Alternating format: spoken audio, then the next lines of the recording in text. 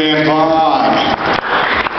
Number one rule in comedy, always end on a dead dog joke. Alright guys, this next guy coming up is our last competitor of the evening, so guys make a lot of noise for Pete Sakaris. Alright, how we doing? Thanks for coming out, supporting local comedy. Tell you a little bit about myself. The world will soon celebrate Cerebral Palsy Awareness Day, and I have cerebral palsy, so I'm very aware of it. It's a form of brain damage that affects the motor skills, motor functions. It mostly affects my lower extremities. Hi-oh. No wonder I walk with a limp. Wink.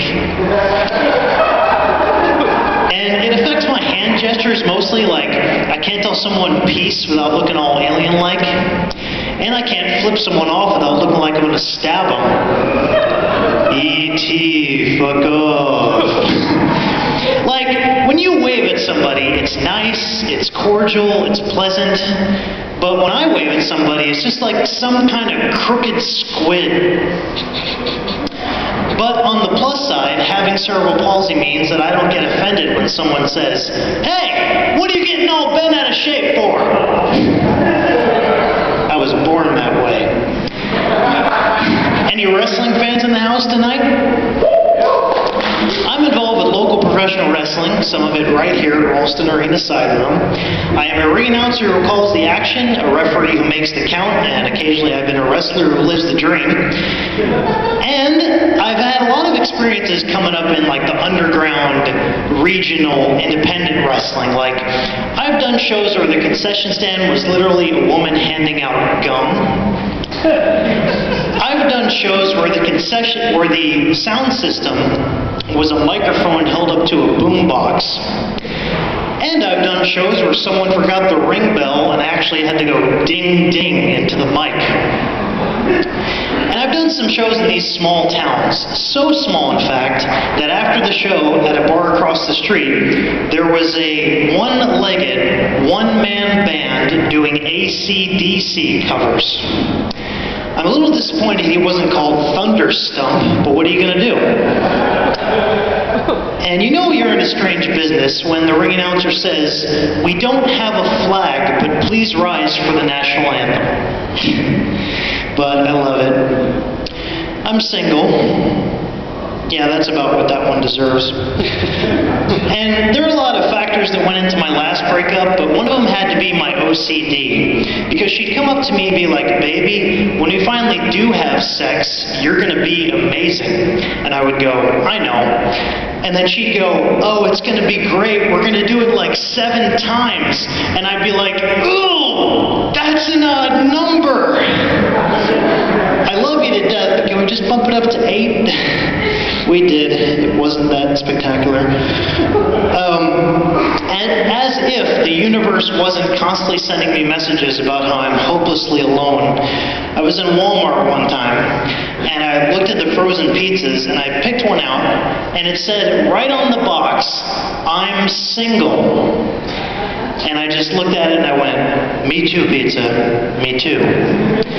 I bought 2, because 1 literally is the loneliest number that you'll ever do. I'm a big fan of anything vintage, like I enjoy the soda in the glass bottles, like from way back in the day. So much so that if you go to most Walmarts in the Midwest and you buy the Coca-Cola in the glass bottles, it'll ring up as, and I'm not making this up, Mexican Coke. Which I find interesting because most people who want Mexican Coke don't need to go to Walmart. I don't drink, I don't smoke, I don't do drugs, but I have been pressured into drinking a time or two, so much so that my drunk friends asked me to take some shots out of an unholy concoction known as Rumpelmans. And it was disgusting. It tasted like Altoids and fascism. I don't mean to bring the mood down, but I had a gun pointed at me recently. I was walking home from work. All of a sudden, this guy jumps out of the bushes and points this thing at me. He's cussing, he's sweating, he's really mad. I see my life flash before my eyes. I see how I'm going to die. And then all of a sudden, a rubber ball hits me in the face, and 3 foam darts hit me in the chest. The nerve of that guy! Glad you guys are with me on that one. I've always wondered this. I'm not a big fan of football, but do football sportscasters, do they have some bro that they can't turn off, like the bros at the gym? Because when they ever try to announce something that's not part of the game, they're like, this week Homer runs for mayor of Springfield. Will he pull it off? Check out The Simpsons, 8 o'clock, 7 Central, after the game on Fox. And then they go back to the game. And I'm thinking, what must these guys' home lives be like? Their wives are like, what do you want to do tonight, honey? And they're like, post-game show brought to you by Trojan. Any of you ever work in a call center, customer service? Yep. I've worked in a call center more or less for 10 years and still managed to maintain my mental faculties. So much so that you've worked in a call center for way too long when a girl comes up and gives you a hug and the first thing out of your mouth is, thank you for holding me. And I knew for a fact that I should quit that call center when I had a girl in bed with me, and that's not the joke. But we're laying there and things are starting to progress, we're making out and it's getting hot and heavy, and I'm thinking it's finally about to happen, right? Coitus is about to commence.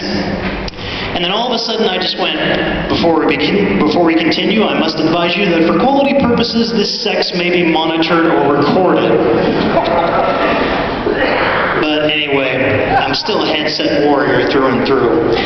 And speaking of warriors, whenever I am in the bedroom with a girl and I try to spice things up, and don't get it twisted, I do need it on occasion from time to time. When things start going south, I just start talking like the ultimate warrior. I'm just like, the family that I live for only breathes the air that smells of combat. Come back in, where nightmares are the best part of my day. Exit stage left, exit stage right. The fuses in the exit sides have been burned out because with this intercourse, you and I will become one because we are closer to parts unknown. And I realize I'm talking to myself because she left. Take it no shit, give it no fucks. I'm Pete Sakaris. Thanks very much.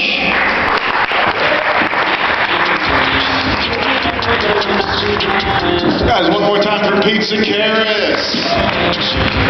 And one more time for all the other comedians that you saw tonight. Carlos Tibbs, Ryan Hervey, and Dan Vaughn. Now guys, this is when you come in.